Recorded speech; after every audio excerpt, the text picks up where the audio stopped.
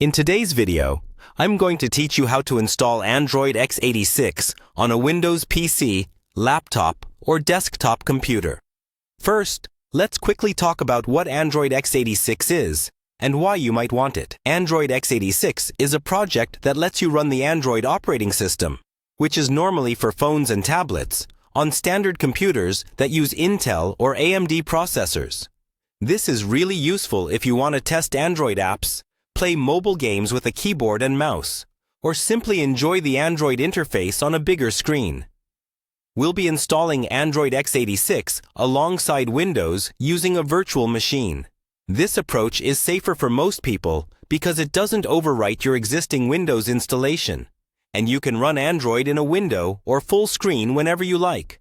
Start by opening your web browser on your Windows machine and searching for Android x86 download. Go to the official project website. Once you're there, find the Download section and choose the latest stable ISO file for Android x86. An ISO file is simply a disk image that we'll use to install the system in a virtual machine. Save that file somewhere easy to find, like your Downloads folder. Next, we need virtualization software. A common free option is VirtualBox. Search for VirtualBox Download. Go to the official site, download the Windows installer, and run it. Follow the on-screen prompts, leaving the default options selected unless you have a specific reason to change them. When the installation finishes, open VirtualBox. Now we'll create a new virtual machine. Click the option to create a new machine and give it a name like Android x86.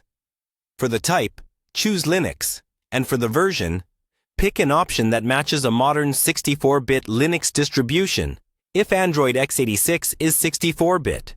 Allocate memory. A good starting point is at least 2 GB of RAM if your system can handle it. Then create a virtual hard disk, around 20 GB or more, so Android has enough space for apps and files. Once the virtual machine is created, go into its settings. Under Storage, attach the Android x86 ISO file as the virtual optical disk. This tells the virtual machine to boot from the installer.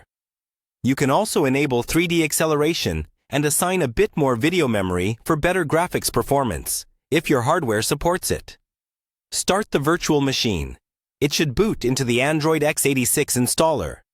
Choose the option to install, select the virtual hard disk you created, and format it using an appropriate file system when prompted. Confirm the installation, allow the installer to set up the bootloader, and wait for it to complete.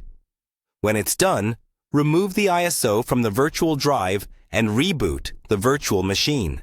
After reboot, Android x86 should start up. Go through the usual Android setup. Choose your language, connect to the internet if needed, and sign in with your Google account. From here, you can install apps from the Play Store, customize your home screen, and use Android much like you would on a phone, but inside your Windows environment.